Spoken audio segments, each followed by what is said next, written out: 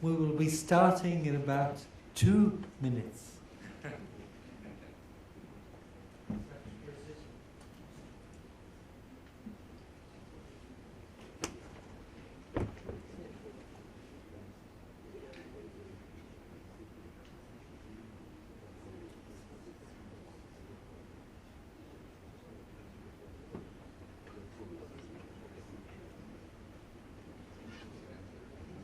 Afternoon.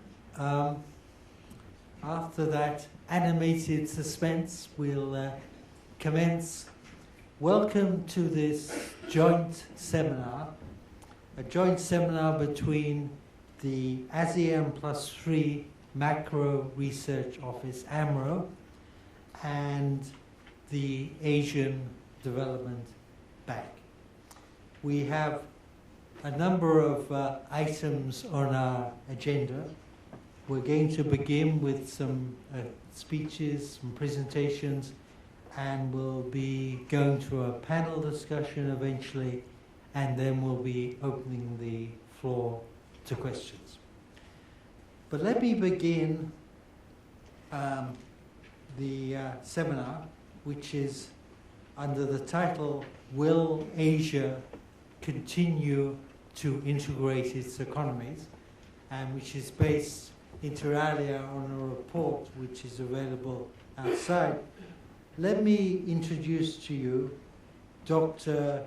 Yoshi Namoto, who is the new director of what is called AMRO. Dr. Namoto has a long and distinguished experience in public service with the government of Japan. Prior to his appointment at AMRO, which I believe was in June, he was Deputy Vice Minister of Finance in Japan. Between 2004 and 2009, he held other senior positions within the Japanese Ministry of Finance, including Director of Regional Cooperation and Director of Foreign Exchange Markets, and he was also Chair of the Shanghai Initiative Working Group of the ASEAN +3 countries. We're very fortunate to have Dr. Namoto here, and he's going to be making some introductory remarks. So thank you very much.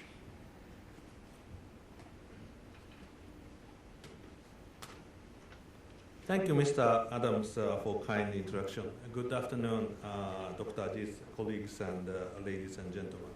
It is my great pleasure and privilege to make opening remarks at the first joint seminar by our office and ADB. I would like to welcome all the colleagues from ADB who flew from Manila to Singapore to attend this seminar. First of all, I would like to touch upon the new report by ADB ORE, Office of Regional Integration, Asian Economic Integration Monitor, which Dr. Ajis, I think, will make a presentation right after my remarks. As well noted in the report, Asia's economic rise has coincided with growing integration among Asian economies.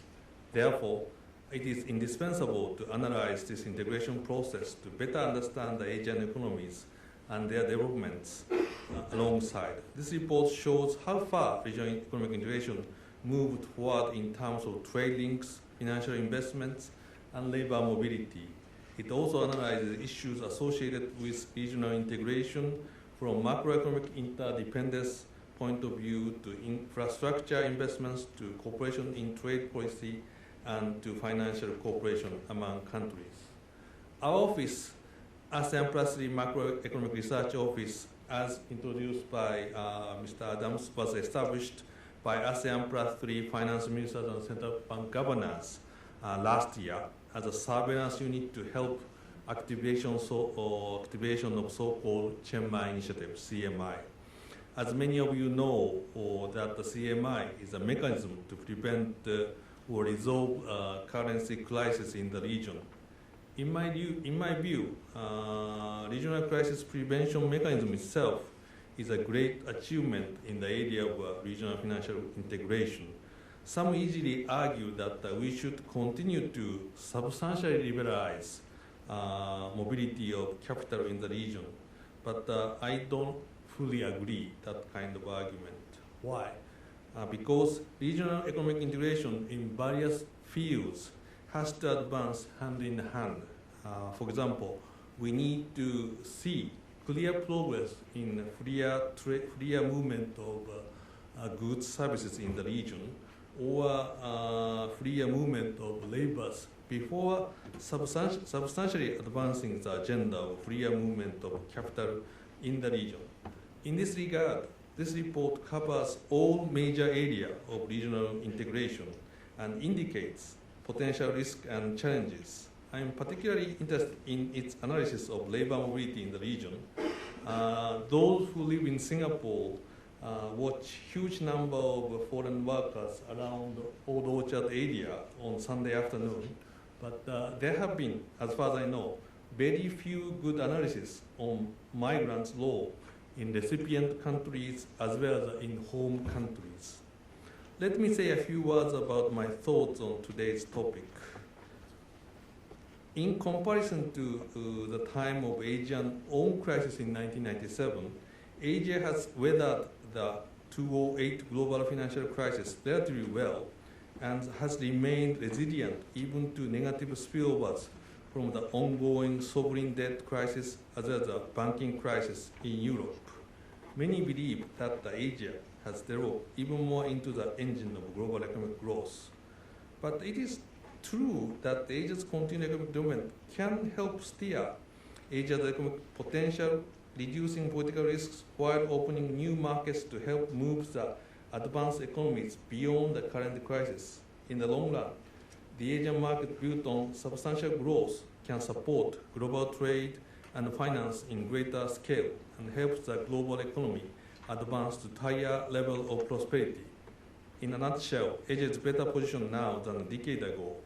That said, it would be difficult to say that Asia is well enough preparing to overcome the current global crisis on their own. It might say that there is a long way to go for self-sustained, truly strong Asian economy. Many can still point out a number of shortcomings and vulnerabilities of Asia, from weak financial supervision to over-dependent towards external demand and to insufficient social safety nets. ADB, after its establishment in 1966, has long been at the center of the information and expansion of collective intelligence in broader areas of poverty reduction and development in this region. The establishment of OREI, Office of Regional Integration, I remember about 10 years ago, clearly indicates that the ADB has regarded regional integration as one of its policy areas. As a newly launched surveillance unit in the region, our office as well would like to contribute to the regional integration agenda as well. I look forward to heated and productive discussion today and hope that the seminar can shed some bright light on finding solutions in response to global economic crisis and add some fresh inputs to Asian collective intelligence. Thank you very much for your attention.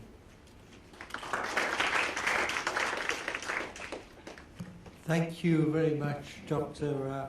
Nomoto.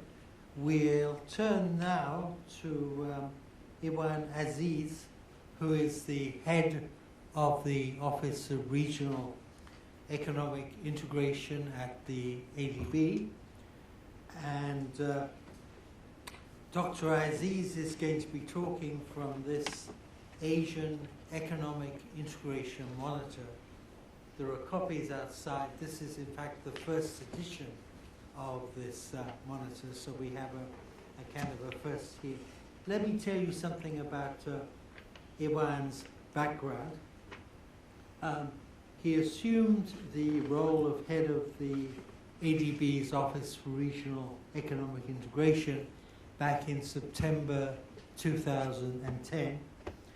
He has over 30 years of professional experience as an economist and an academic. Before joining the ADB, he was professor and director of graduate studies of the Regional Science Program and adjunct professor of economics at the Johnson Graduate School of Management at Cornell University. His expertise is macro financial economics and regional economic modeling and institutions. So thank you very much, Dr. Aziz. Thank you.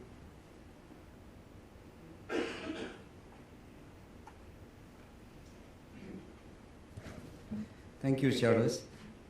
First of all, let me, on behalf of the ADB, as well as personally, to thank Nemoto-san and also the Office of the ASEAN Plus 3 Macroeconomic Research Office, AMRO, for hosting this seminar, because when we had this idea about launching this report, usually when we launch new publications, we also follow up with seminar, and when we decided to do the seminar, we were not sure where, whether it's in university or in other institutions, but we, Lele actually came up with a brilliant idea. Why don't we have it in AMRO? Because AMRO is not only it's a new office, but one of the most important financial regional cooperation institution in the region.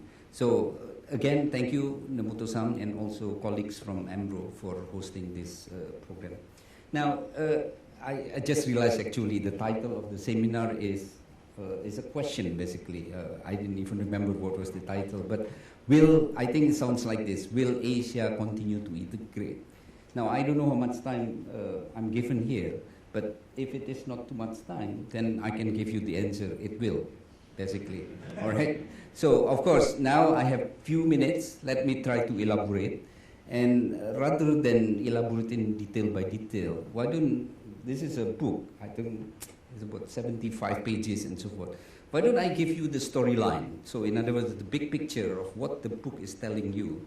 And then if some of you who had the chance to read the book, some of the sections you can, ask or debate some details and so on. So the story is about the following.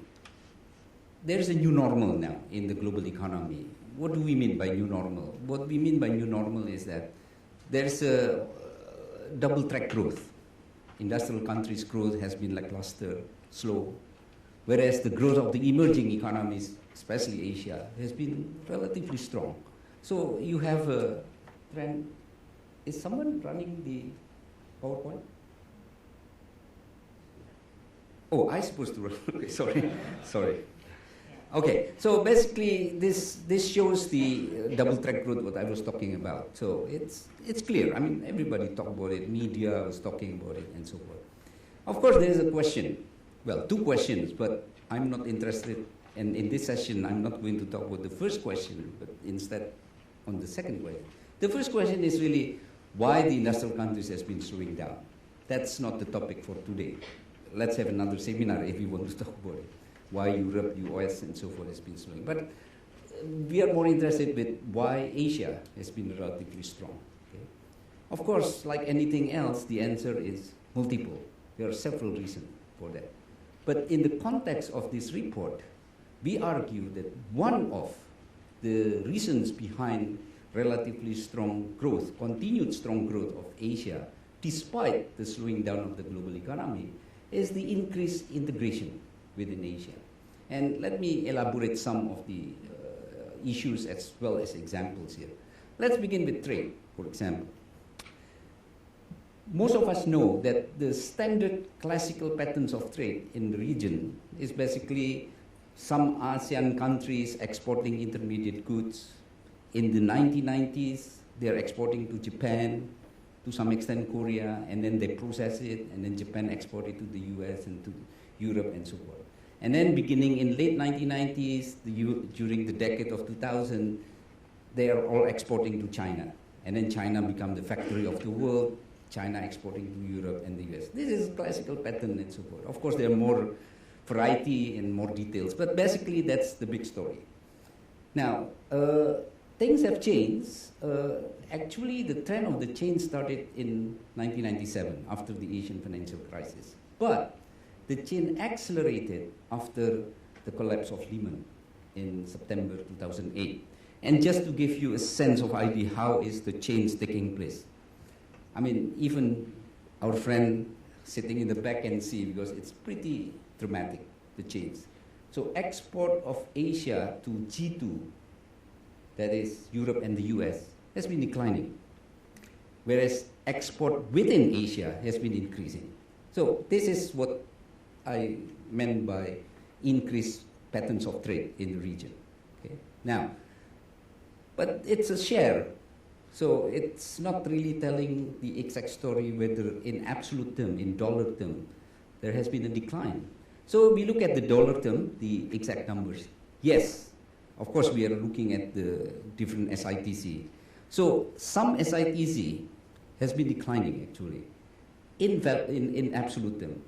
So we finally came to the conclusion, yes, there is a change in the trade pattern.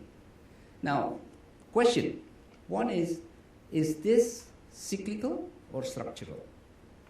Now, that brings us to what happened last May, because May this year, Asian Development Bank had an annual meeting, and in the annual meeting, we had this governor seminar, and some of you in this room attended the governor seminar, and I and Jeffrey Sachs worked on this paper, which basically asking the questions, how should Asia respond to the global crisis? Because, you know, one of the big issues this year is really the global crisis. And during the discussion, and one of the conclusions of that study is basically asking us ourselves, how long this weakening of the industrial countries lasts? Now, the answer varies, but I would take the average is about 10 years. In fact, one minister from one Asian country said 15 years. But let's take 10 years.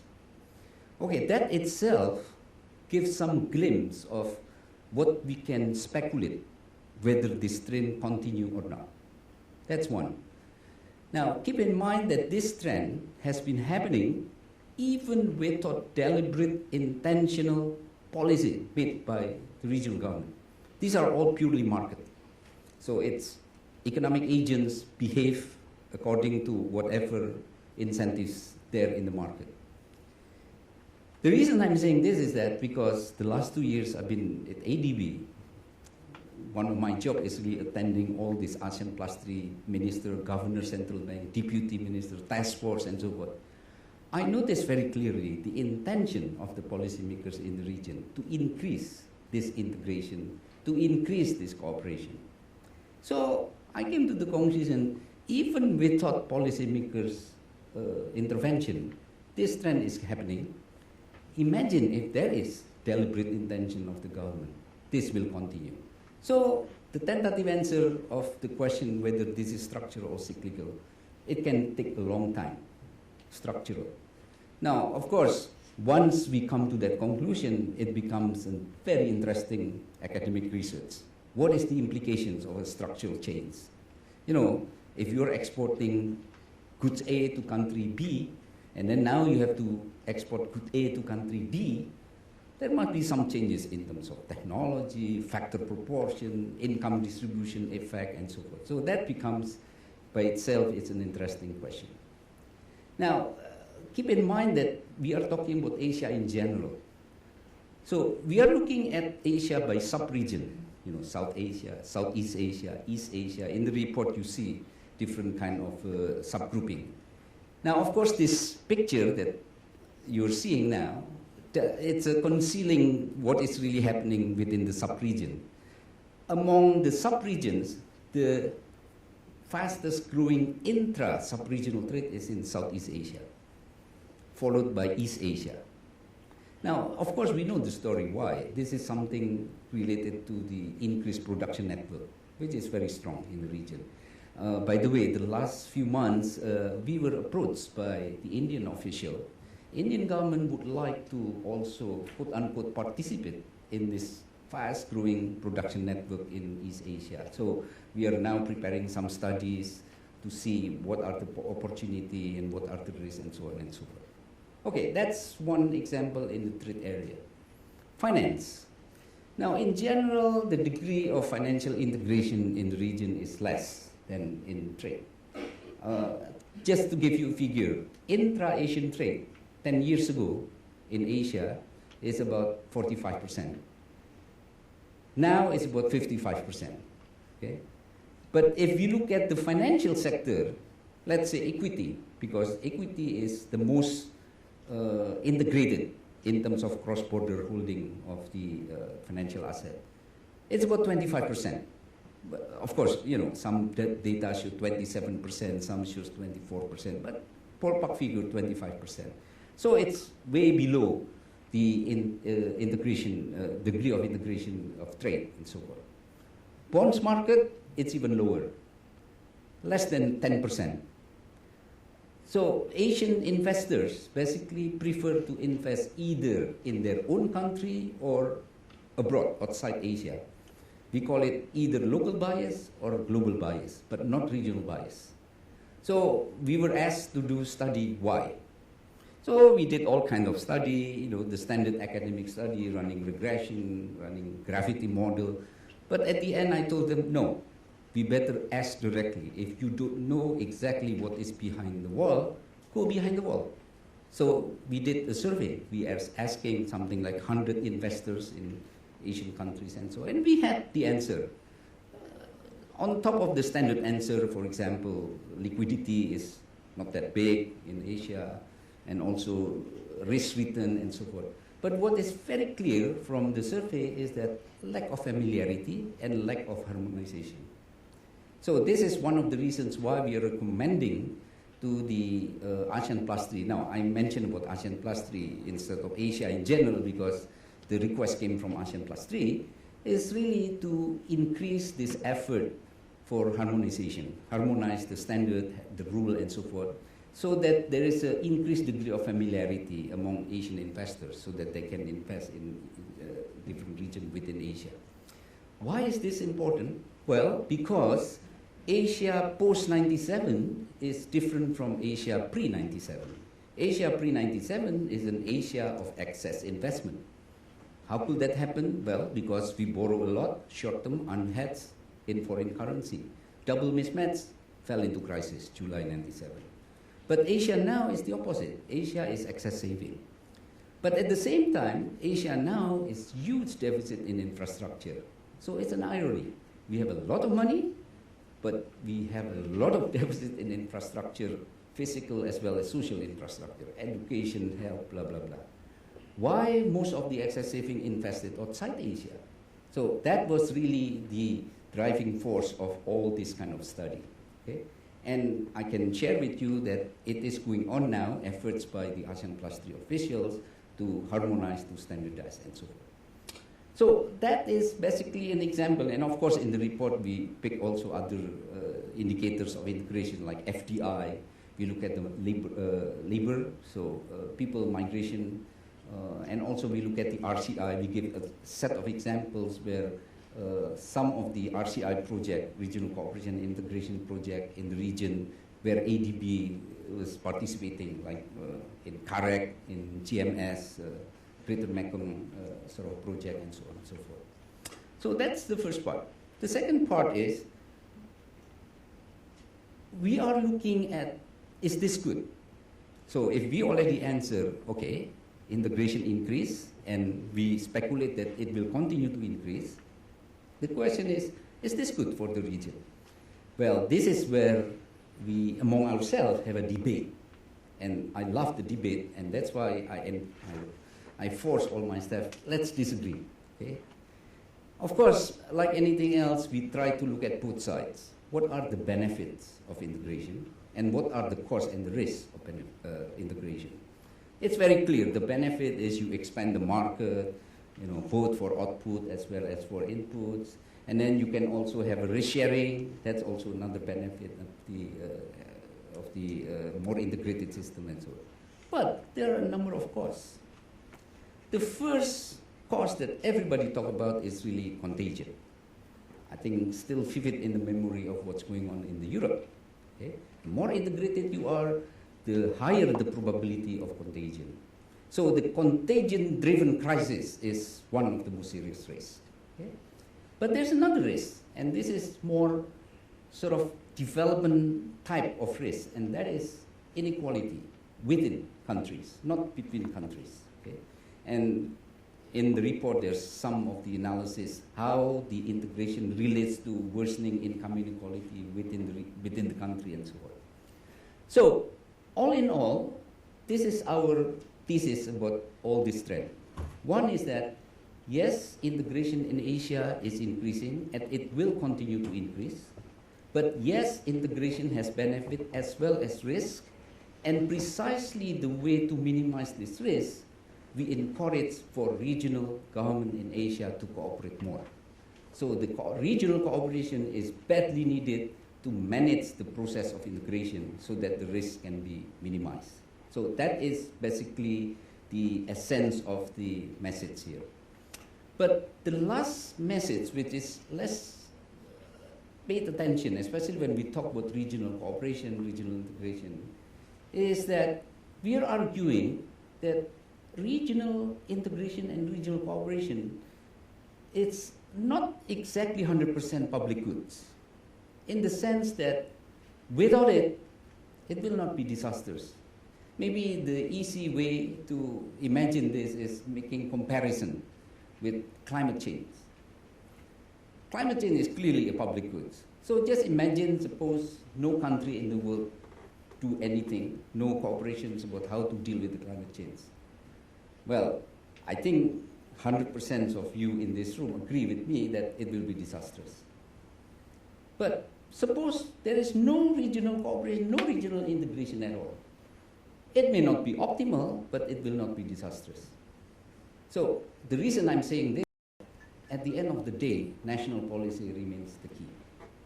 And this is where we have a lot of debate and discussions among ourselves about the role of the provision of financial safety net, like what Mr. Emoto mentioned in his speech earlier. There is domestic financial safety net that is strengthen your macro condition and so forth. There is regional financial safety net like the CMIM, which is the responsibility of AMRO. And of course, there's a global financial safety net like the IMF. Okay? And we believe that all these safety nets, they are not substitute to each other. All these safety net is very important. It has to be done. So national policy remains the key. And especially when we talk about another risk of increased integration, and that is the risk of worsening income inequality within each country. That has to be in the hand of the national policies. And as far as the inequality is concerned, what we observe in Asia the last 20 years about the integration is very similar with what happened in Europe. And that is, increased integration is accompanied by convergence. Convergence defined as the gap between, in terms of per capita income between member countries has been narrowing down. But inequality within each country has been widening. That's exactly happening in Europe, and we notice it's the same thing happening in Asia. So I think let me close by saying that this is the first report that we are producing, and the whole idea about this report is trying to understand better the process of regional integration. And it so happens that we are launching at the very timely kind of a moment where all eyes now are looking at Europe, the example of the most integrated system in the world. Thank you very much. Thank you very, very much, Mr. Iwan Aziz. We're now going to shift to a panel discussion. And the panel discussion is going to involve 5 panelists, each giving their perspective on issues associated with integration in the region. And in terms of the rules of the game, I'll be asking each panelist to speak for about 7 minutes or so. This will be a slightly flexible budget constraint, but I do have a button under the desk which can emit liquids or some such things if anyone over speaks their budgeted time. In terms of the order of the speakers, I'll be asking Li Gang Lu to go first. I understand he's going to be talking about renminbi internationalization as part of the issues of integration. For a very brief introduction to Li Gang, he has a distinguished background. He spent time at the HKMA. He has spent time at the Asian Development Bank Institute in Tokyo. He spent time at the World Bank, and he has been at the Peterson Institute in Washington as well. And he's currently working for ANZ, and he's the chief economist for China and head of Greater China Economics. Li Gang, so welcome and thank you very much. Thank you, Charles, for your kind introduction. It's a great honor to be back to this policy circle. I remember that almost 10 years ago, Iwan and I were working at ADB Institute in Tokyo together under the leadership of our Dean Masaru Yoshitomi-san, and a very distinguished Japanese economist.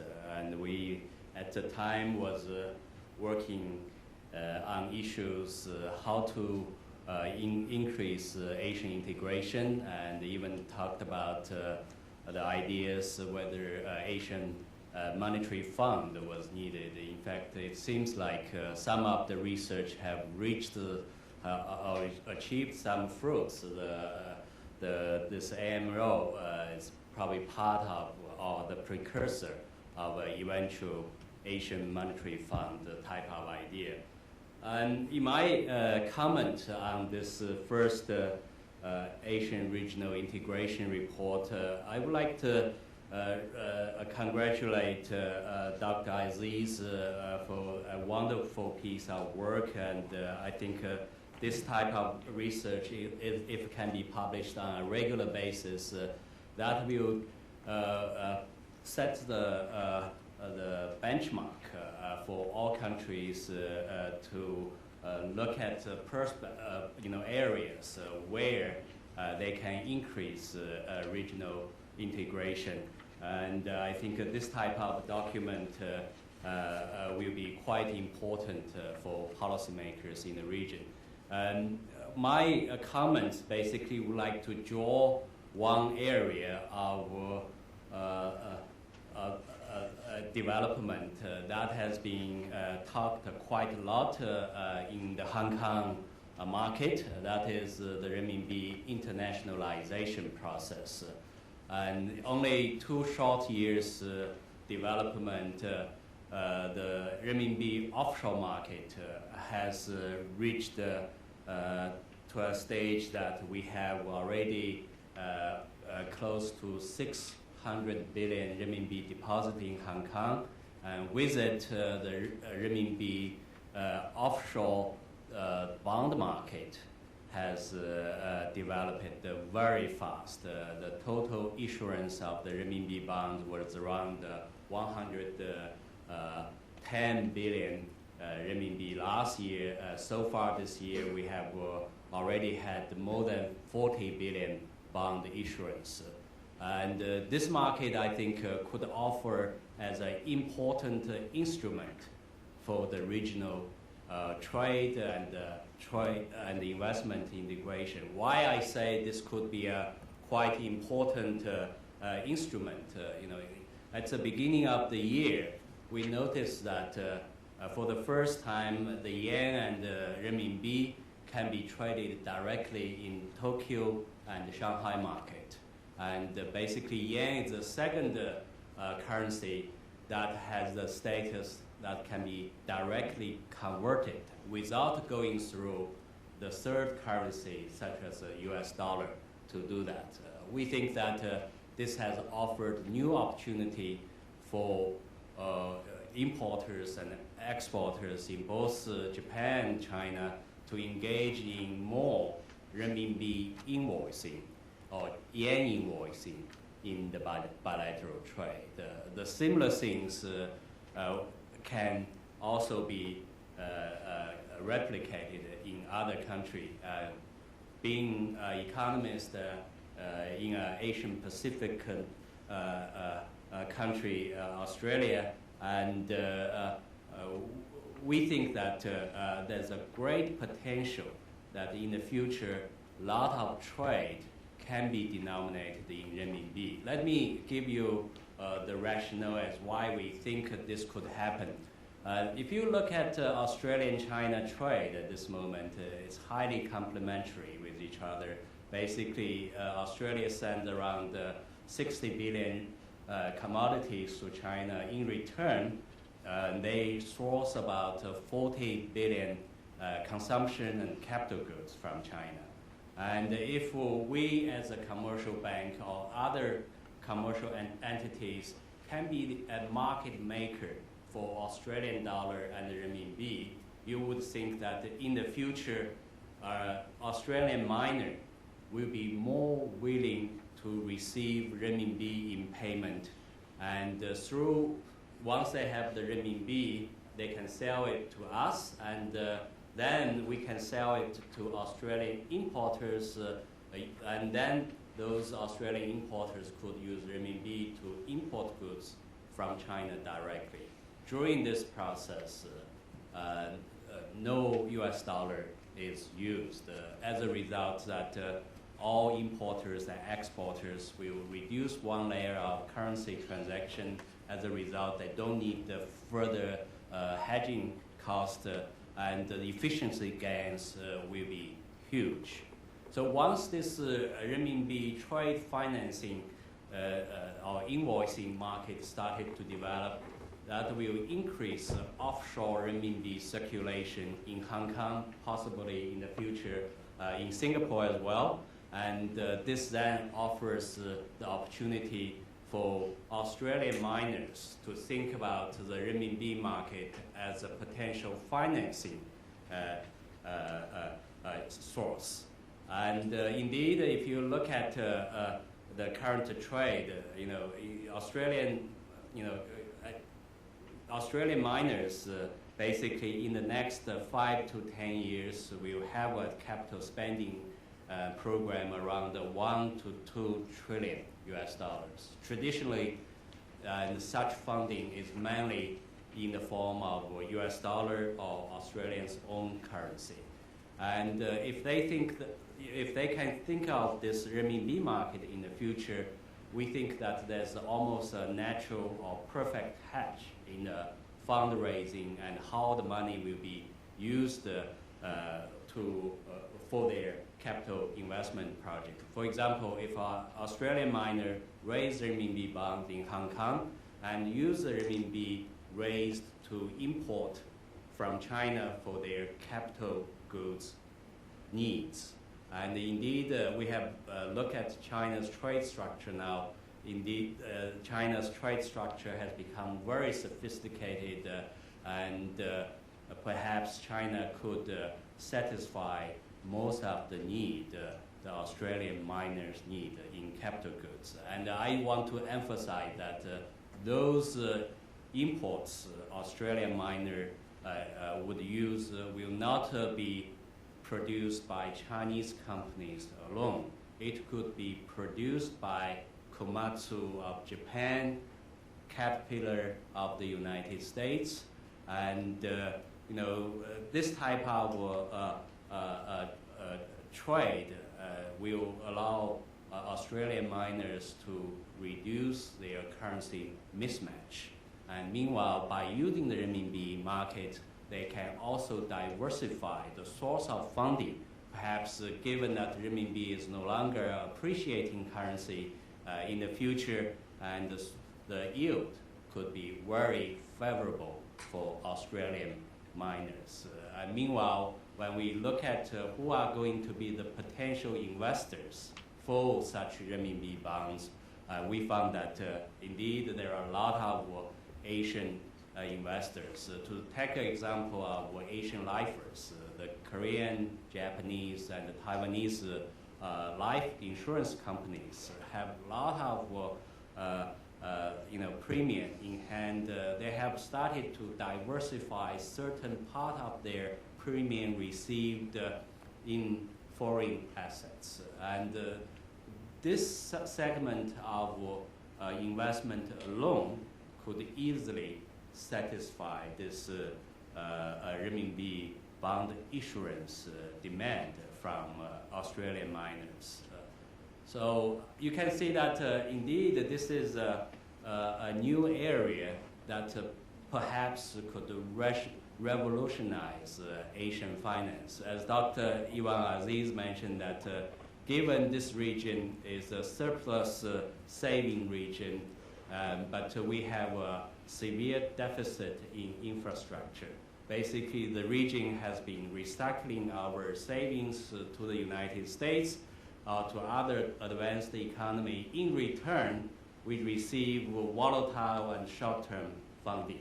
And if you can think that if this renminbi market can become a trade invoicing and also potential investment financing instrument, we will stop this kind of capital recycling story. And in the future, Asian money will be able to finance Asian growth. And so that's why I think that indeed, if we can allow further Asian economic integration, and this area of development could offer a lot of opportunities for Asia's trade and investment picture. I stop here. Thank you very much.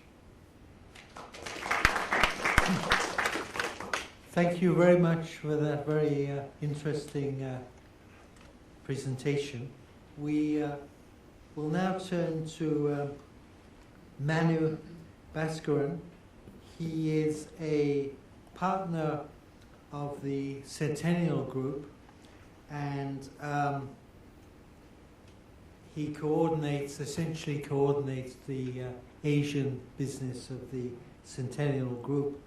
But that, in a sense, shortchanges his contribution. He's associated with the Singapore Management University, associated with the Institute of Policy Studies at the Lee Kuan Yew School, and the Singapore Institute of International Affairs, and he also serves as director of several companies. Thank you, Manu. You have the 7 minutes, plus or minus. Thank you. Thank you, Charles, for that kind introduction. And good afternoon, everyone. I'd like to start by echoing Dr. Liu's sentiments regarding congratulations to the team for producing a very comprehensive and insightful document. And I also hope that it will become a regular product that all of us can share in. I'd like to address 3 aspects of the report in the 7 minutes that Charles has given me. First, I'd like to look at the outlook for Asian economies and talk a bit about the potential vulnerabilities that lie there. And secondly, comment a bit on the degree of resilience in Asia, which I think is something worth examining in more detail, and conclude with some thoughts on the prospects for regional integration. So very quickly, in terms of the economic outlook, I think the report is right to emphasize the downside risks. Virtually all the engines of growth in the global economy are decelerating. And for regions such as East Asia and Southeast Asia, which are highly export dependent, obviously this is a key consideration. I'd like to add 2 further issues or raise them for consideration. First, I think it would be useful to see a more detailed characterization of the transmission mechanisms that link the global economy to Asia, so as to understand more precisely where the problems lie and where the policy measures should be addressed to. First of all, we know quite a bit about the trade linkages. We know they're strong. But what is not clear is how much of the intermediate goods exported by other Asian economies to, say, China, for example, are processed into exports consumed outside the region. The ADB did some really groundbreaking and very useful work on this around 2007, but this is a rapidly changing story, and I suspect that the insights from the 2007 report have changed somewhat, particularly with the Chinese now building competitive advantage in their own intermediate goods, for instance. So it's not clear from the growth of inter-regional trade how vulnerable we are really to a slowdown in G3 demand until we really understand the role of intermediate goods. Secondly, the financial linkages from the global scene to Asia, of course, much more immediate and have a great impact on confidence, for instance. And I think this needs to be examined much more. For instance, there was a view earlier in this year that given the prospects for the global economy, within Asia it would be the domestically driven economies of China, India, Indonesia that would tend to outperform the export-driven economies. But what we've seen actually so far this year is that the downside surprises have actually been in the so-called domestically driven economies. And clearly there are some linkages there that have that need to be examined. For instance, about a month ago, there was an occasion on a Friday when suddenly there was a huge dollar shortage in Indonesia, and the rupiah fell very, very sharply. Clearly there were connections between Indonesia and the Eurozone crisis that we had not fully understood. The third area, transmission, is of course commodity price changes. As global growth eases, non-food commodity prices, those that are economically sensitive, will tend to fall. This will feed through to household incomes and government revenues with consequent effects on growth. So what seems to be domestically driven consumer demand is actually very much related to the global scene. So this really brings us to the second point I wanted to talk about, which is the importance of examining resilience. The key really in understanding the trajectory for Asia in the next 1 or 2 years is how resilient these economies are. And by resilience, I don't mean the absence of vulnerability. I mean, since we have all chosen to be part of the global trading and financial system, a system that in the new normal that Professor Iwan Aziz mentioned seems to have a higher proclivity for crises and shocks and stresses, I think it's impossible to not be vulnerable. The question is, how well are these systems, these economies, how well are they able to bounce back from an external shock? And this kind of resilience can be thought of in simple terms as firstly, the balance between shock absorbers in the system, like strong balance sheets, credible central bank, and so on, and shock multipliers. And at another level, the capacity to bring offsetting forces to work to counter this shock, such as the ability to draw on substantial fiscal reserves to pump prime very quickly the economy. And I think that kind of examination might help us better understand why it is, for instance, that the so-called domestically driven economies actually didn't do as well as we had expected so far this year. Another aspect of this resilience is internal imbalances and structural weaknesses. A lot of the discussion on the global economy's impact on Asia seems to focus on the problem being in the Eurozone or in the United States or elsewhere, but not within Asia. But the fact of the matter is that the last few months have exposed structural weaknesses within China, within India, that have had a major impact on the economic trajectory. So I think it would be useful to have a much more detailed examination of these vulnerabilities and the capacity for resilience. Our own analysis of economic resilience in Centennial suggests that Asian economies have substantially improved their resilience compared to the 1997-98 period. However, it also shows that in the last couple of years, since the global crisis, resilience in key countries such as China has actually begun to weaken. And I think this is something that is worthy of some policy concern. So where are the vulnerabilities in Asian economies that policy should address? I think in China we've seen speculative excesses, real estate bubbles, expansion of the illegal loans sector and other financial stress points. What is not clear to me is if there is an unanticipated slowdown in global demand, would this trigger off or crystallize some of these structural weaknesses? Let me conclude before Charles presses any buttons by looking at some aspects of regional integration. I think the discussion of the progress in regional integration was very, very useful, and all the metrics that were provided, I think, were very helpful.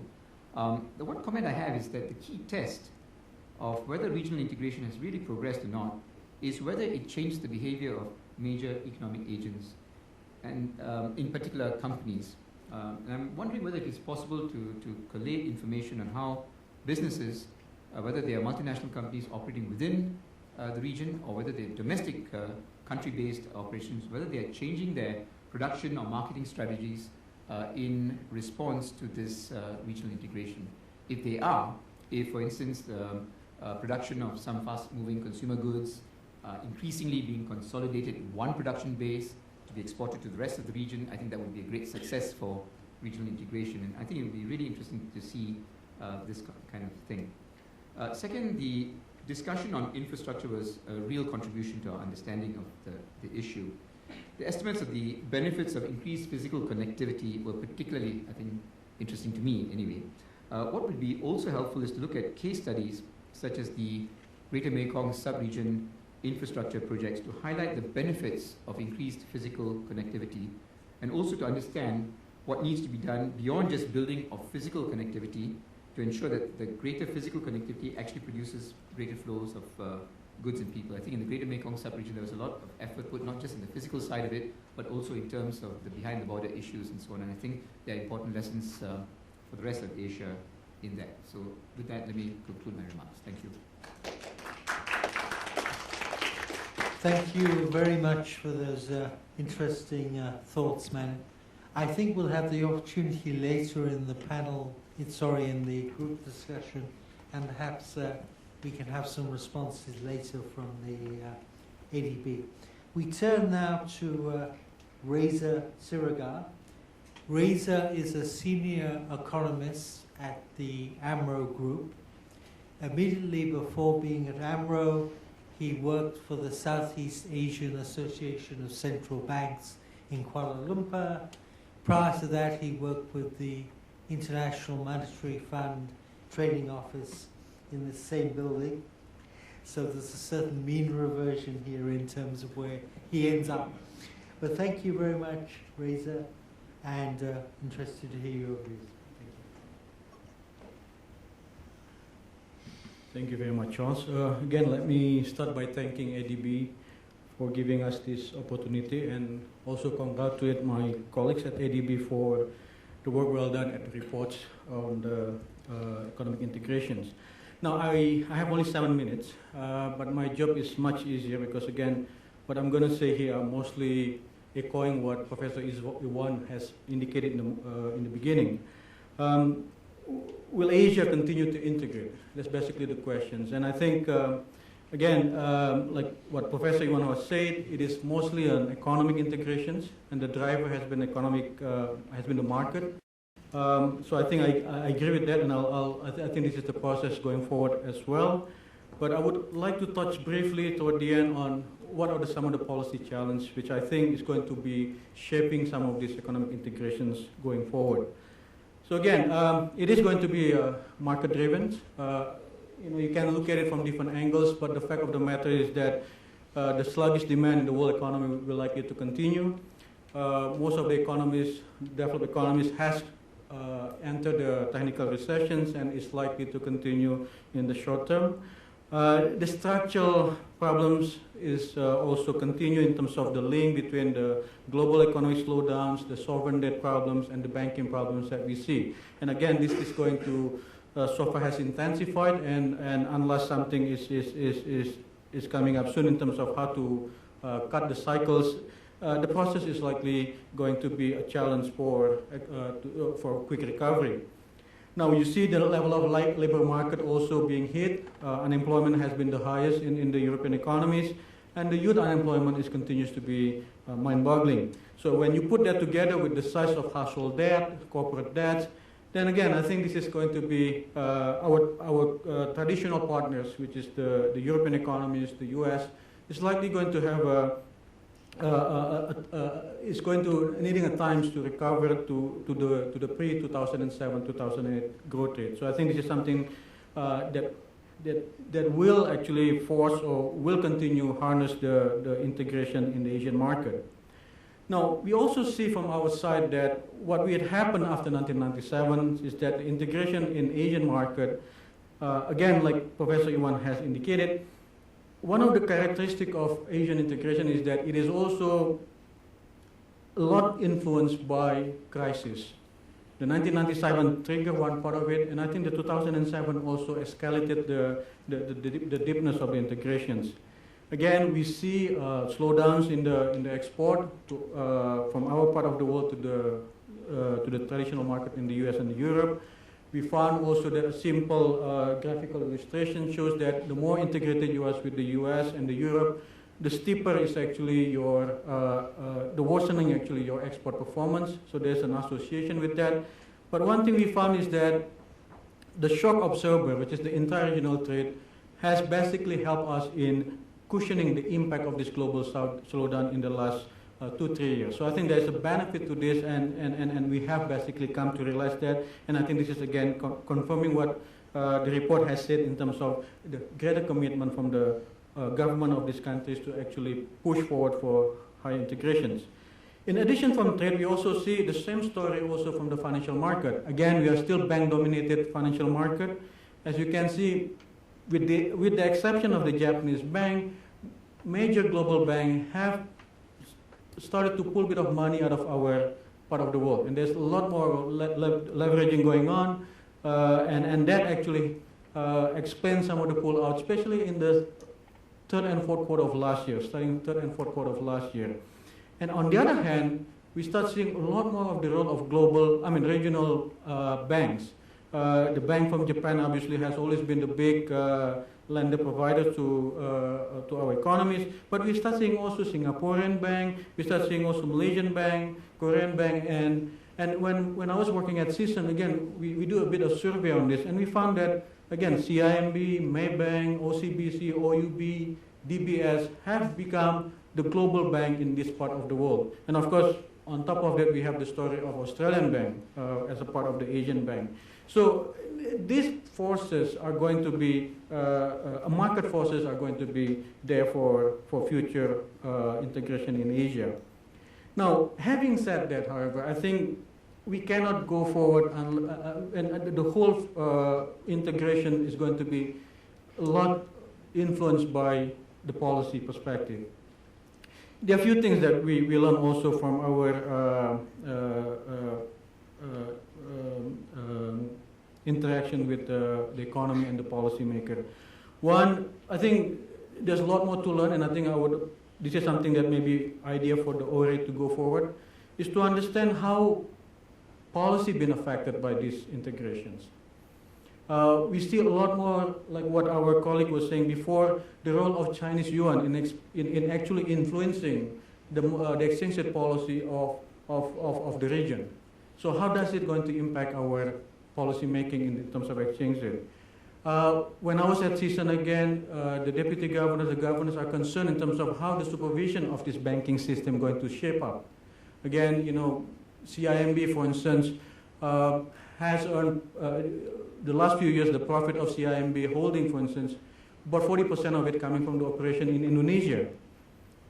So supervision in Malaysia of CIMB, for instance, will not be sufficient to basically understand the impact of CIMB operations and CIMB balance sheet activities. Same story also from the other angle. So again, cross-border banking supervisory has become a big topic and debates among the deputy and governor of the Southeast Asian Central Bank in general.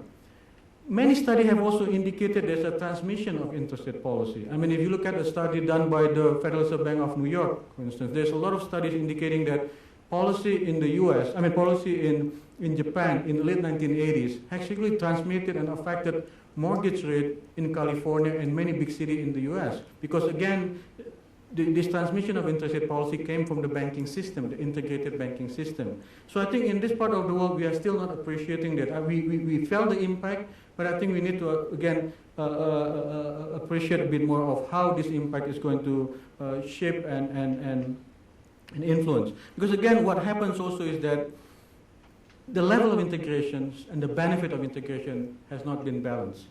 You know, we can go to many countries and we found that some are benefit more than the other.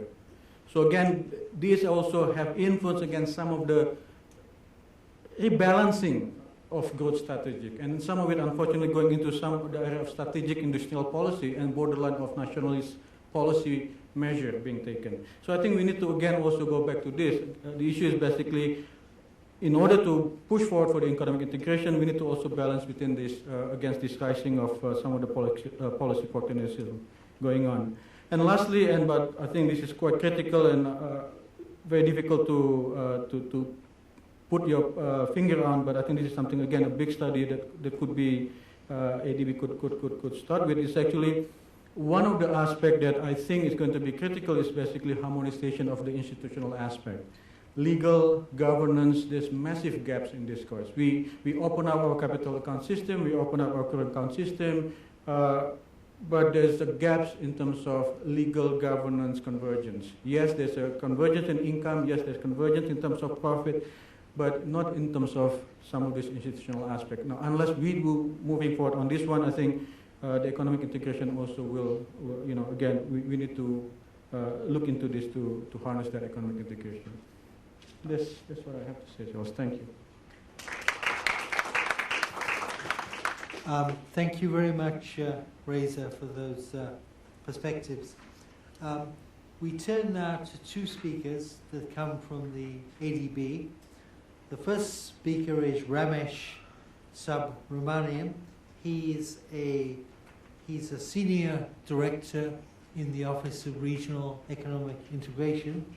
He's had a long and distinguished career at the Asian Development Bank, working on various sub-regions of Asia, West Asia, Southeast Asia, and including work in Indonesia. So thank you very much, Ramesh. Thank you very much, Charles, and thanks to all of you for coming on post-lunch session.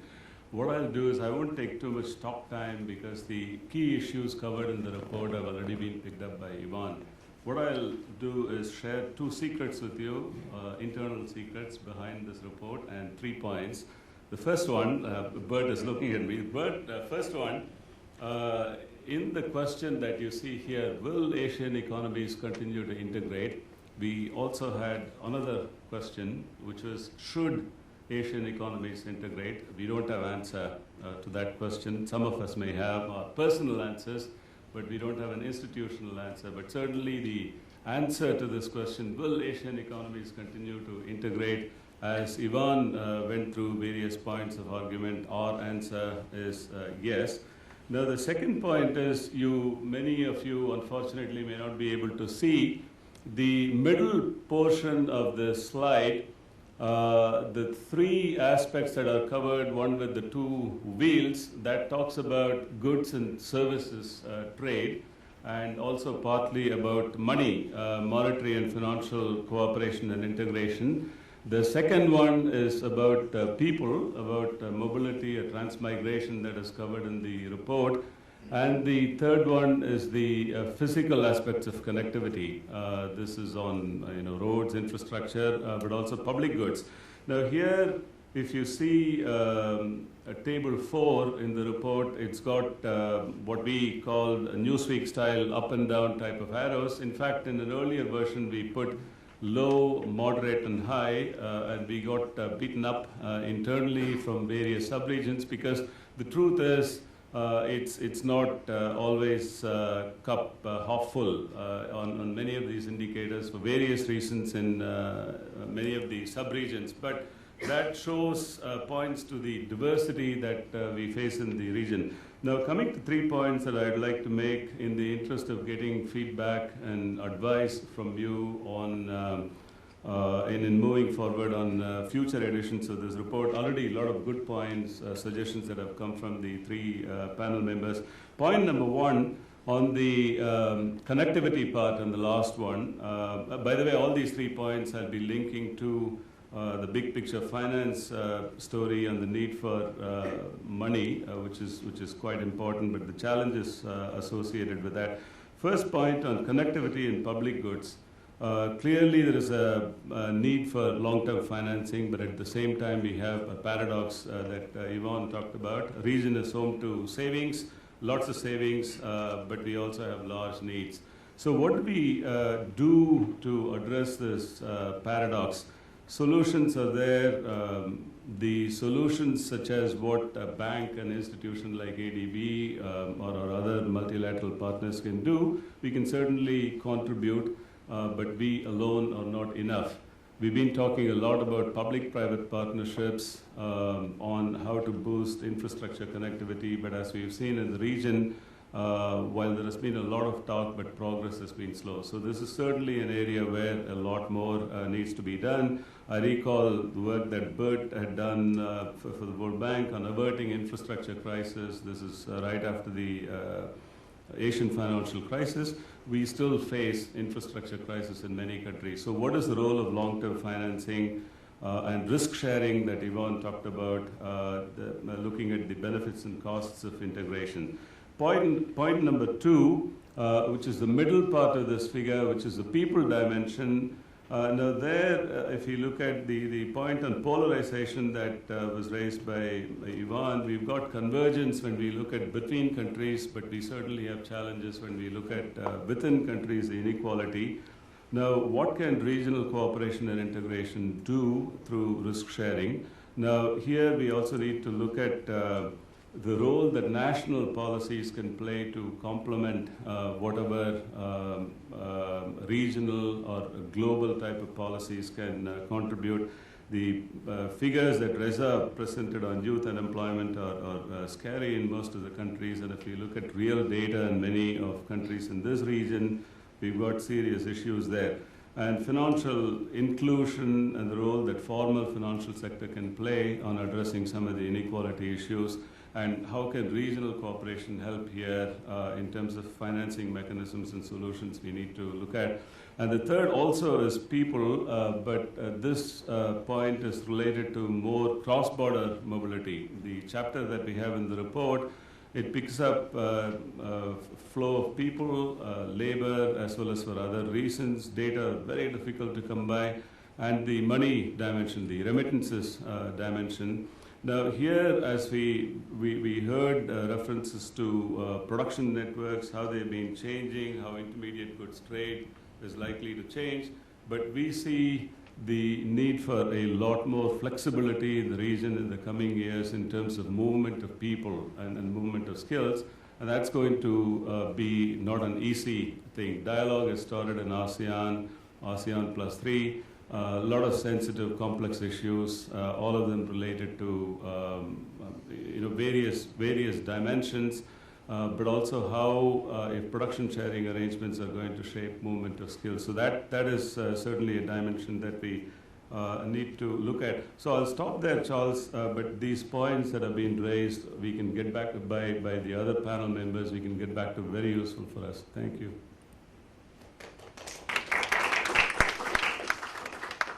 Thank you very much, Ramesh. We turn now to the fifth panel speaker on my right, Lele Song, who's a principal economist at the Asian Development Bank.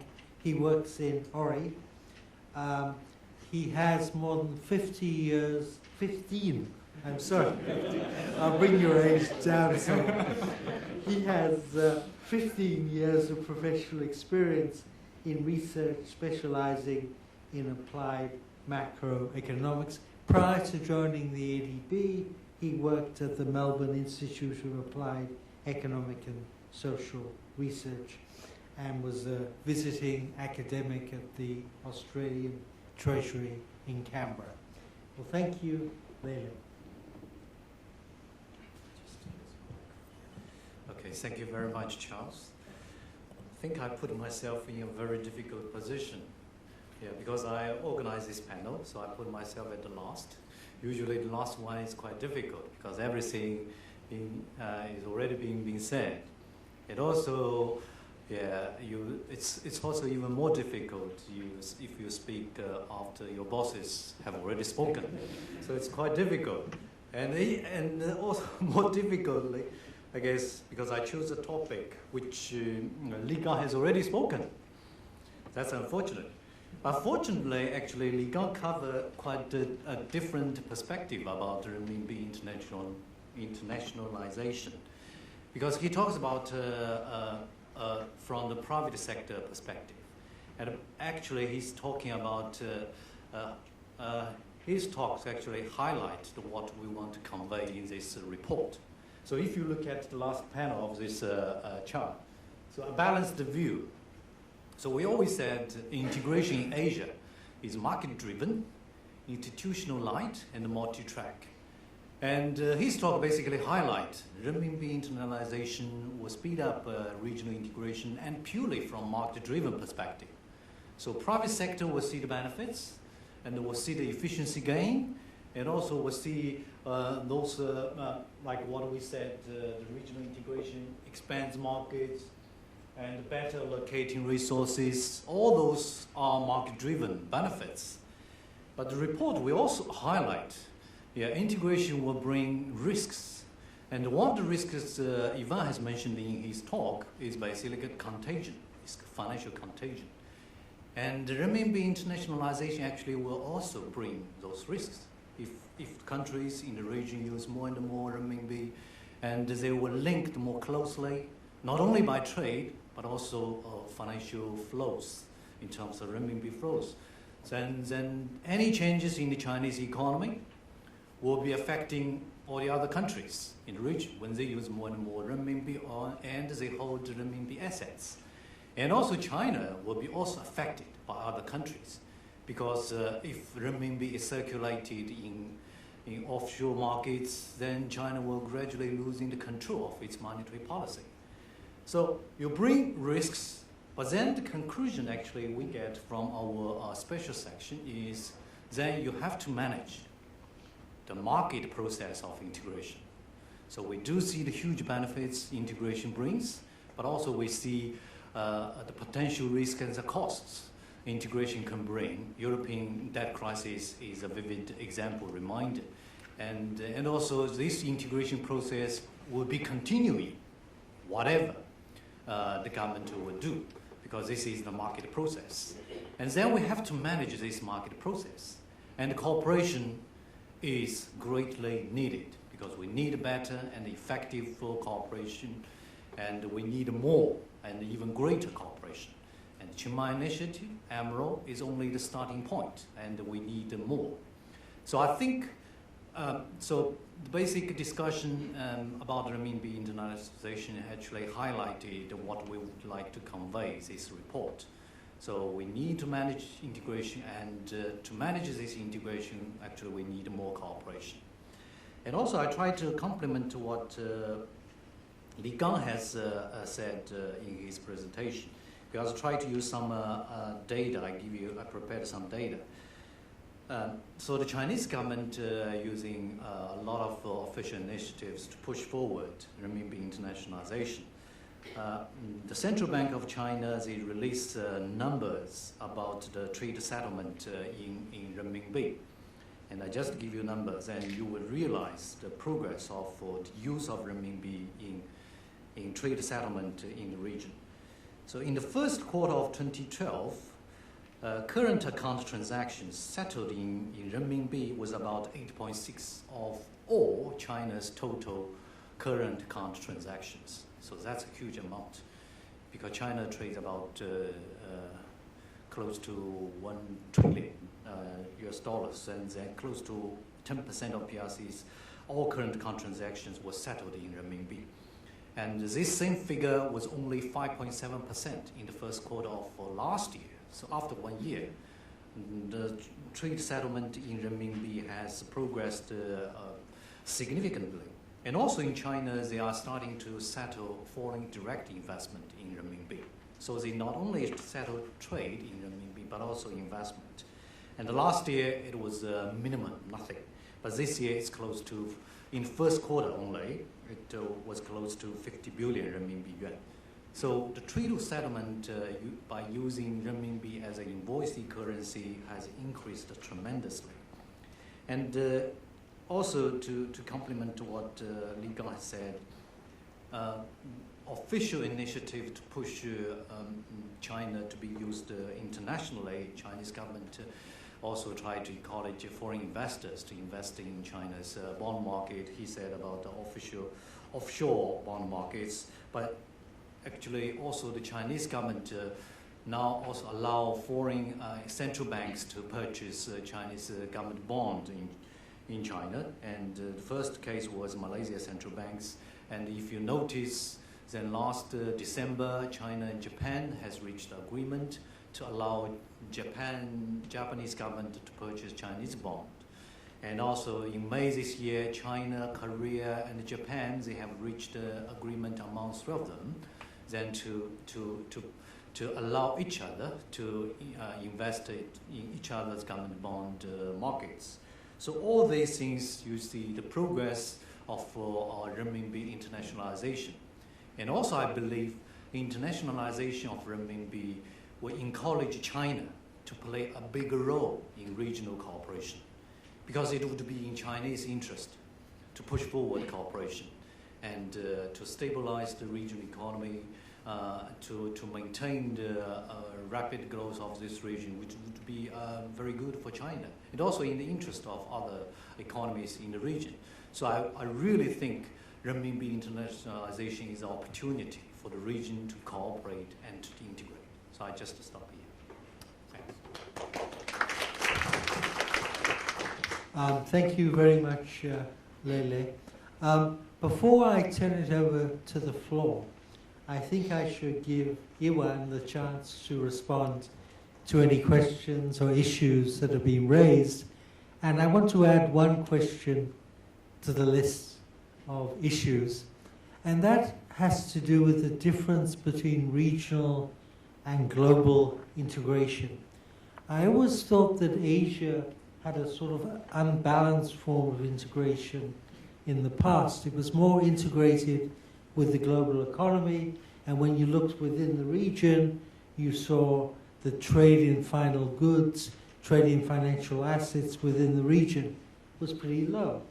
And in that context, one could think in terms of policies which might try to address this unbalanced regional integration to move to a more balanced form of global and regional integration and improve resilience in the process.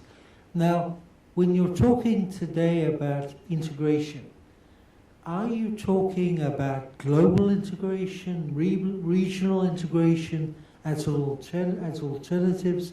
In short, how does this question about Asian integration, how does it break down into the regional and the global dimensions? So now I turn it over to you if you'd like to respond to any issues and to the question that I've just posed. Thank you. Thanks, Charles. Why don't I respond to your point first before I talk? Ramesh mentioned that there is a secret. Well, let me add also another secret to what is going on in the process of making this. There's a lot of disagreement among us.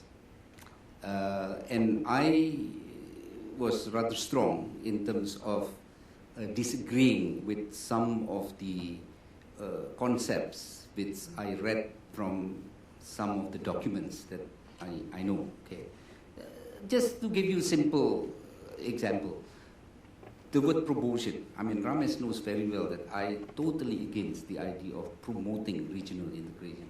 In fact, when I was just interviewed at the first time, and you know, the head asked me, so what do you think, Professor Aziz, you're going to head this Office of Regional Integration. What do you think about integration? My response is, I don't believe in integration. That's my first response. But then I elaborate. And here is the arguments that I was making and I'm still making. You know, if some of you still remember the East Asian miracle. I'm sure Bert remembers vividly about that. You know, what was the key success? What was the key sources of the success of Asia at that time? Unilateral liberalization without cooperation. Very minimum. Well, of course, at that time there was ASEAN, there was AFTA. Come on, the contributions of those is very minimal. The key success of the story of Asia at that time was unilateral liberalization. So it's only natural to ask, why change the winning strategy, right? Why all of a sudden integration and so forth? Now, but then I started to say that the world has changed. And there are many changes, especially after the 1997 crisis. I was just telling you earlier the change is that from excess investment to excess saving.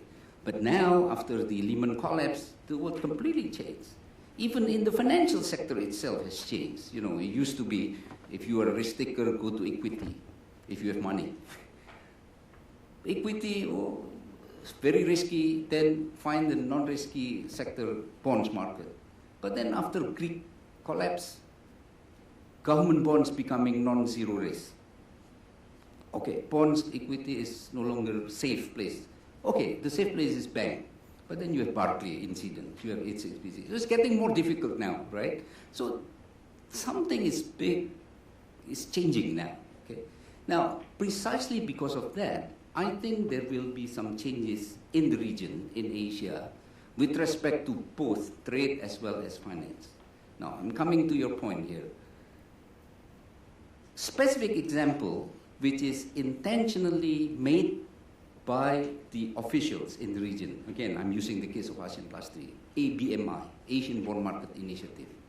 If I look at back, what is the purpose of ABMI? The purpose is very clear, to avoid another double mismatch. Because we know in 1997 there was a double mismatch. Short term, unhedged, right? And then spend for long term. And then borrowing in foreign currency, and then spend in local currency. So maturity mismatch and exchange rate mismatch. The answer is, let's develop the bonds market, because bonds market is in local currency, so you kill the first mismatch. The second is long term, because usually bonds market is long term kind of an investment. So you kill the maturity mismatch. That was the whole idea, right? Now, the question here is that when we are looking now, it's almost 2 years after the ABMI. The ABMI was introduced in 2002, 2003, so now it's 10 years later. Some people are still questioning why remember I mentioned that in terms of bonds market, the intra-Asian cross-border holding is less than 10%. So some people said, oh, then it's a failure because we are not able to increase. No, I totally disagree. Nothing wrong for Asian investors to invest even outside Asia or in their own country. Now, over time, because of the excess saving in Asia, and because there is a huge deficit of a need for infrastructure, it will be better if the excess saving stay in the region. But what is the meaning of in the region? It doesn't have to be in other Asian countries. And we have to prove, if we look at the bonds market in Asia, every single country, the bonds market is growing very fast. Now, we know that bonds market in Asia, we are talking about government bonds because they're the dominant one. But the last 5 years, the fastest growth is happening in corporate bonds. So, to me, this is already a good direction. We do not have to impose that, condition in such that Asian investors has to invest among each other and so on. Now, Charles, why I'm giving this example? Because this is touching really the fundamental philosophy of your question, because your question is very deep here. If there is obstacles, and there are still plenty of obstacles, as I mentioned earlier, lack of harmonization of the standard and rule net, let's remove them. So among Asian countries, there are still obstacles, but let's remove them. But stop there, and at the end of the day, let market decide. If Malaysian investors prefer to invest in Malaysia, let's be it. Nothing is wrong, right? So from that standpoint, basically, there should not be distinction between global sort of integration and regional integration. But the purpose of this report, especially chapter 2, is to report the progress of regional integration. So that's why after we propose objective data, this is what's going on in the region and so forth, then I intentionally put chapter 3, and that is, let's discuss about the plus and the minuses, the benefit and the cost of integration. And this is the secret that Ramesh mentioned earlier. Originally, the question is, should Asia integrate more? Because the moment you put the word should, then you have to come up with all the arguments for integration and so on. But if we put the question into will, then the answer is pretty straightforward, will, right? So among us, ourselves, we are still, debating about this. Now, another thing I want to put up here is that, okay, this comes neat, because this is really the hard work of staff. I contribute very little. In fact, all my staffs are doing all this, And basically, there are a lot of separate papers behind this. Both, I would say both, policy paper as well as academic papers. For example, the concept of integration is always beneficial. Why? Because in economics, since 1980s, there's a lot of articles saying that integrations will increase the risk sharing and that risk sharing will increase welfare, blah, blah, blah. But then, late 80s, Stiglitz, Venables, and all other scholars who really put the emphasis on the asymmetric information, on the information economics, which shows that basically technology is not always convex, so non-convex technology becoming very... So we are also working on that. The point here is that there's a lot of papers behind this. So what you are reading now is only the clean output of all those ideas, number one. Number two, this is still evolving. As I said, this is only the first volume, the first document. In fact, I'm hoping that the next one, whoever leading this Office of Regional Economic Integration after 6 months from now, will continue to debate and will continue to create an environment of disagreement. Because I think only by doing that, by allowing disagreement, we can come up with good ideas. Now, let me be more specific with some of the points that was raised. Manu raised a very good point, and that is transmission mechanism. Now, again, this is one example. We at ORE, we are also conducting major research actually, and hopefully it will be done by the end of the year. But in that research, precisely what you raised, Manu, we are focusing more on the transmission mechanism. Because, most of reports is really telling, okay, this is what happened in the region. But not really elaborating the transmission mechanisms. What is the channel of effect? And some of the issues are really, really critical. Let me give you an example. Financial sector. Okay? As I said, the region is having excess saving, a lot of financial sector. So we look at the flow of funds data for 10 countries in Asia. You know what we found? Most of the excess saving is not going to the real sector. Most of the excess saving goes to the financial sector. And I remember when we presented in Washington, one of the financial analysts argued with me, what's wrong with that? Because if a company raises fund in the stock market, they will use the money and then invest in the real sector. All right? Let's look at dynamically, period per period. Apparently many, not all, but many of the companies raise money in the equity market, use the money not for expansion, not in the real sector, but also investing in the financial sector. Okay. All right, that's a fact. That's an objective data showing that.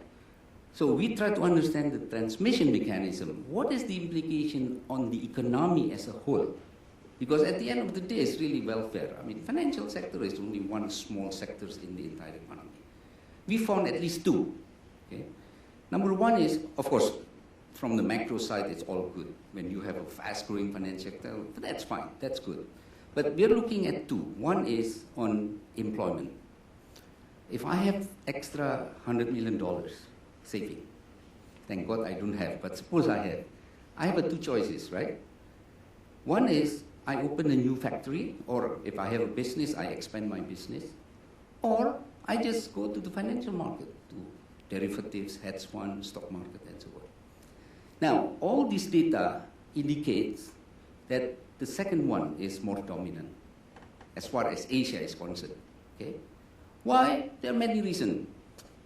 If I go to the real sector, I have to deal with labor law, I have to deal with land acquisitions, all kinds of business climate, they're still not healthy. A lot of headache, okay? Whereas if I go to the financial sector, booming, and return is pretty high. So that's one reason. Now, think about what is the employment generating capacity difference between these two scenarios. I think you know the answer. Which is more employment generating. In fact, there is a chart. Tama, can you show the chart the last chart? Or maybe not there. Anyway, let me just say this. The employment elasticity in all Asian countries that we're looking, 10 countries, has been declining across the board. What does it mean? That means the capacity of 1% growth of the economy in creating employment has been declining. It's not surprising if we follow the story that I was sharing with you earlier. So the employment capacity is not there. The second implication is on inequality. I ask in every country in Asia when we present this, I ask, give me just ballpark figure, how many % of the citizens in your country participate in this fast-growing financial sector? 5%? 10%? Whatever figures you come up. What happened with the 90%? So, income inequality definitely is affected by the financial sector. Now, this is something that is seemingly unrelated, but we have to understand the transmission mechanism. So I really applaud your point. We need to understand the transmission mechanism, because at the end of the day, it's not really how high is the growth of the financial sector. At the end of the day, it's people, the employment, job, and so forth. Reza also raised a good point about at the end of the day, it's really policy that matters. And this is really the sort of fundamental statement. Number one is that, most people said, oh, what is the impact of Eurozone crisis on Asia and so forth? And then they use all kinds of data, the logic, oh, export will decline because of trade channel, financial sector will be volatile because of the deleveraging and so on. But at the end of the day, the final outcome, the exposed outcome, is really depending on the policy. So no matter what logic you're using, at the end it's really the policy. If one government did not respond anything, then maybe the logic is there. The outcome is bad or good. But if the policy is there, then that will really guide the outcome. However, the difficulty is that that policy itself is also determined by what's going on in the market. So this is, the standard Lucas argument, practically no exogeneity here. Everything is endogenous. Even government policy is endogenous, determined by what's happening in the market. But that is part of the model and research that we are doing at ORE and so forth. Li Gang, well, I know Li Gang is very sharp in looking at micro level. In fact, I prefer if we look at from the micro side. Of course, I'm not saying macro is not important. It is important. But at the end of the day, it's really the incentive. What will be the incentive of the agents here? And Li Gang shared with us a very, very good example of the incentive of the player, the micro players. And now our challenge is how to translate that into the macro pictures, into the internationalization of yuan and so on and so forth. I also like the idea of asking the question, what is the impact of this increased integration on the behavior of the companies and so forth? Now, the only footnote I will put there is, of course, we can come up with all kinds of speculation, prognosis, looking at the past experience in other countries, how is this thing and so forth. One thing we know is there will be a change, structural change, because as I said earlier, when you export to country A and now you export to country B, there has to be some implication on factor proportion, skilled labor, composition, technology. There will be some implication, and that will translate into household income and so forth. So that's definitely what's going on. What we don't know is what kind of change behavior. That we don't know. I think it's very... So, since we don't know, I think we better not to speculate if we want to if we are asked to speculate in seeing forward, maybe the standard practice of economists is develop scenario. So if scenario 1, the response of the business sector is such and such, then this is the implication and so forth. But I don't think we can assign any probability on each of the scenarios. It's unknown. I mean, the world is getting more common, and this is part of the so-called new normal that I started in my presentation. Thank you. Thank you very much. If we could open up to questions, could you give your name and keep your questions short and sharp? Over here.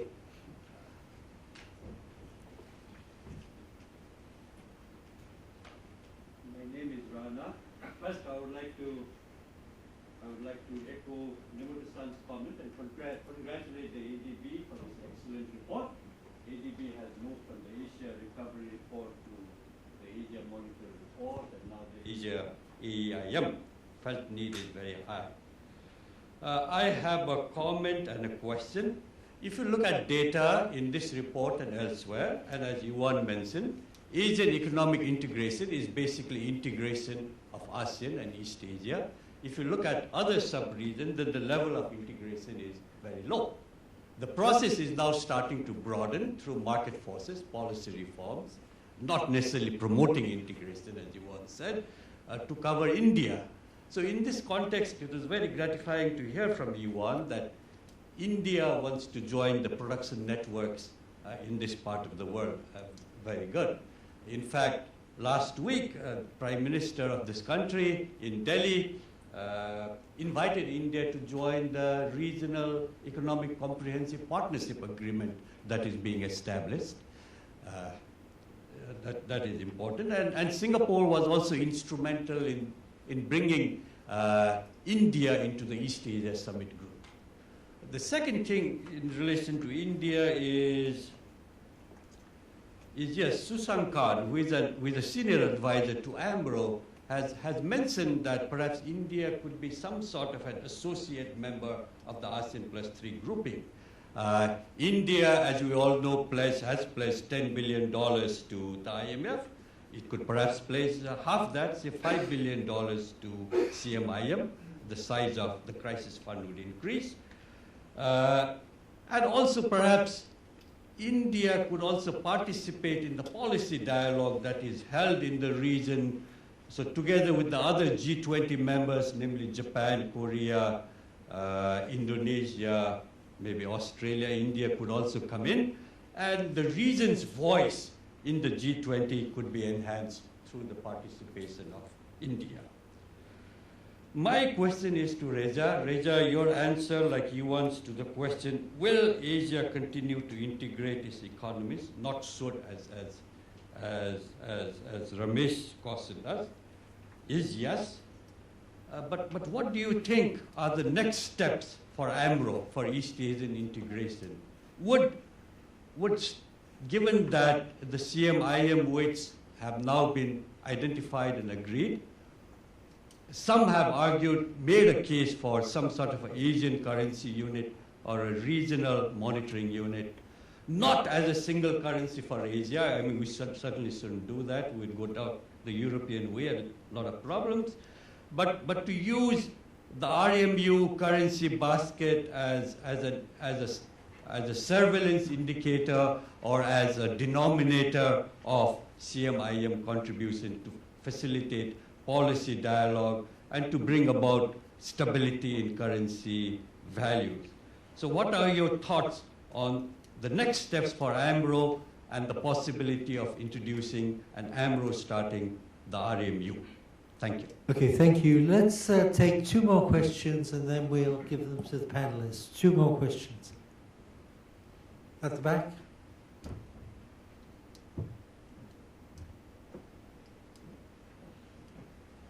Hi, thank you for the opportunity. Enrico from Maybank. From the financial integration perspective, what if the current bond buying is taking place because of the negative carry that has been hitting Asian banks? You know, the capital buffer shorting, $1 trillion, if you recall, are floating around the market. What if the US and Europe recovers in due time? Paiwan mentioned that probably in 5-10 years, would the integration be gone overnight, and simply because, everything will be pulled back. So do you think this would hinder most of the integration that we're talking about financially? Thank you. Thank you. One more question. In the middle there.